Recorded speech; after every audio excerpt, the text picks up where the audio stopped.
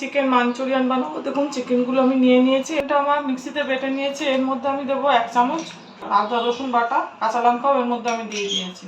বেসন দিয়ে দেবো, একটু জিরে গুঁড়ো দিয়ে দেবো, গরম মশলা, লঙ্কা, কাশ্মীরি লঙ্কার গুঁড়ো, এটা অরিগ্যানো,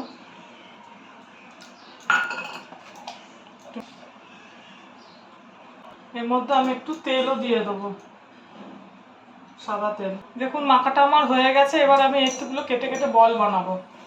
আমি কর্নফ্লাওয়ার ছড়িয়ে রেখেছি, এর উপরে আমি এই বলগুলো দিয়ে দেবো।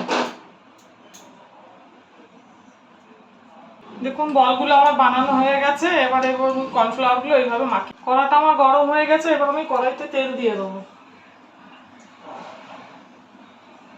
এবার আস্তে আস্তে আমি চিকেনের বলগুলো এতে ছেড়ে দেবো। ফ্রাই প্যানটা আমি বসিয়ে দিয়েছি। দেখুন এর মধ্যে আমি একটু মাখন দিয়ে দেবো, এর মধ্যে আমি একটু তেল দিয়ে দেবো অল্প করে। দেখুন এর মধ্যে আমি একটু ধনেপাতা ডাঁটি, পেঁয়াজ আর কাজু নিয়ে নিয়েছি, এগুলো এর মধ্যে তেলে দিয়ে দেবো। দেখুন এগুলো আমার ভাজা ভাজা হয়ে গেছে। এবার আমি মিক্সিতে দিয়ে এগুলোকে বেটে দেবো ঠান্ডা হয়ে। আমার গরম হয়েছে, তেলের মধ্যে আমি এইগুলো দিয়ে দেবো, গোলমরিচ, স্টার আনিস, তেজপাতা, লং আর দারচিনি, এইগুলো আমি ফোড়ন দিয়ে দেবো।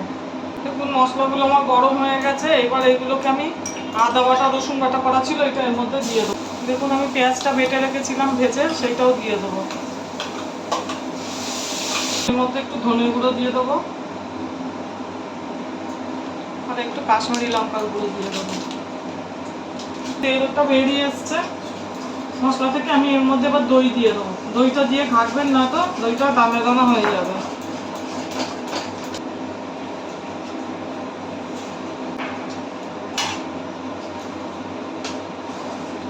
দেখুন জলটা আমি এখন দিয়ে দেবো। এর মধ্যে আমি একটু নুন দিয়ে দেবো, একটু কসুরি মেথি ভেজে গুঁড়ো করে রেখেছিলাম, ওটা আমি এখন দিয়ে দেবো। শুকনো লঙ্কাগুলো আমি এমনি দিয়ে দেবো, পেঁয়াজ পাতা দিয়ে দেবো। আপনারা মালাই বা ক্রিম থাকলে দিতে পারেন, আমার কাছে নেই, আমি দুধ দিয়ে দিচ্ছি, দুধও দিতে পারেন। দেখুন বাটিটা আমি এর মধ্যে বসিয়ে দেবো, কাঠকয়লাটা আমি এর মধ্যে দিয়ে দেবো, দিয়ে দেবো, ঢাকা দেবো। এর মধ্যে স্মেলটা চলে গেছে আর দরকার নেই। রান্নাটা আমার এরকম হবে। দেখুন রান্নাটা আমার হয়ে গেছে। এইভাবে বাড়িতে বানিয়ে করে খাবেন, ভালো লাগবে। আর আমার চ্যানেলটা লাইক, সাবস্ক্রাইব আর শেয়ার করে দেবেন।